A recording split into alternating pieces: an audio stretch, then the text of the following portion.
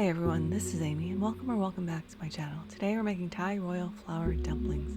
For the filling, we need 9 ounces of either ground pork or ground chicken, add a tablespoon of fish sauce just to really flavor this, and mix that around till the fish sauce absorbs in and set that aside. We also need 6 cilantro stems, 6 to 8. We'll save the leaves for garnish, but we need this for our aromatic paste. Just giving these a rough chop. We're going to smash up 5 cloves of garlic. At this point you want to pull out your mortar or pestle or your food processor.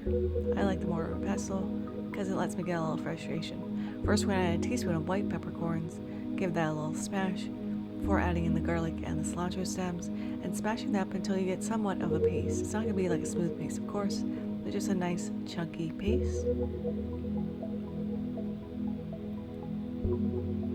Pull that out and set that into a small bowl. In that same mortar and pestle, I'm not cleaning out your bowl because we want the flavor to infuse.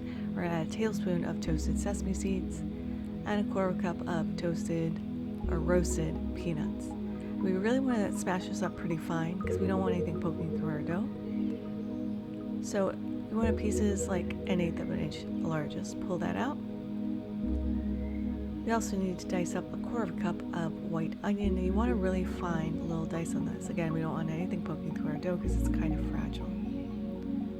Over on the stove, we're going to add in 2 tablespoons of neutral oil.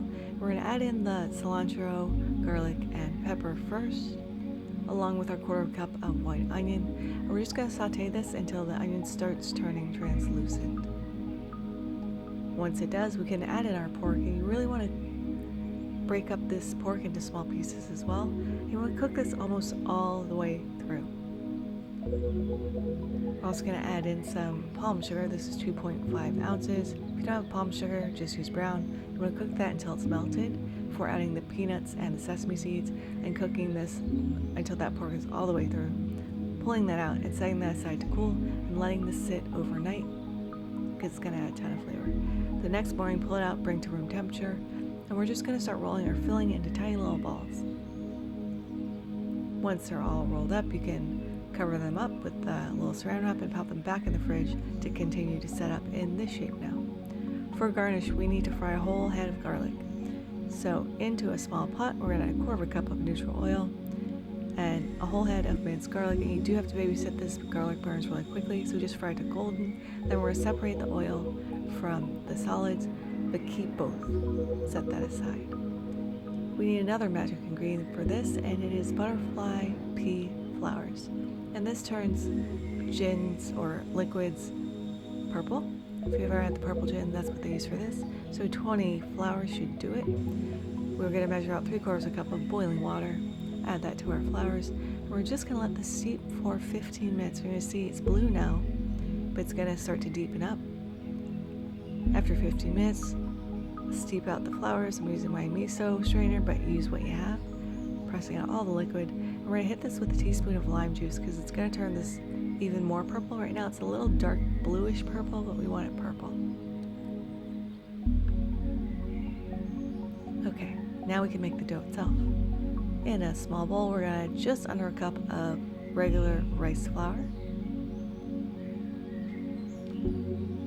Mix in 2 tablespoons of glutinous rice flour,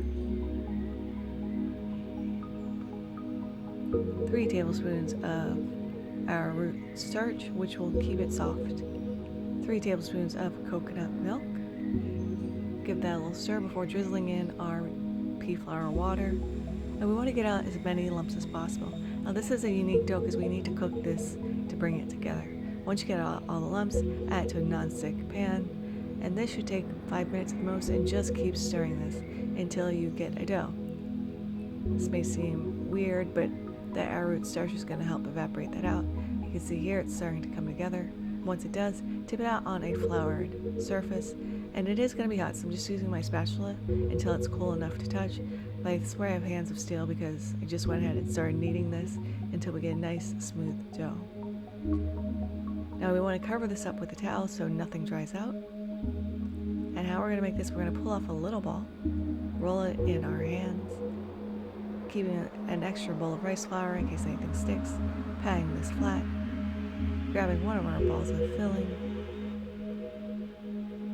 plopping it straight in the middle, and then just gathering the edges. This is a really beautiful soft dough and easy to work with, and sealing this up completely.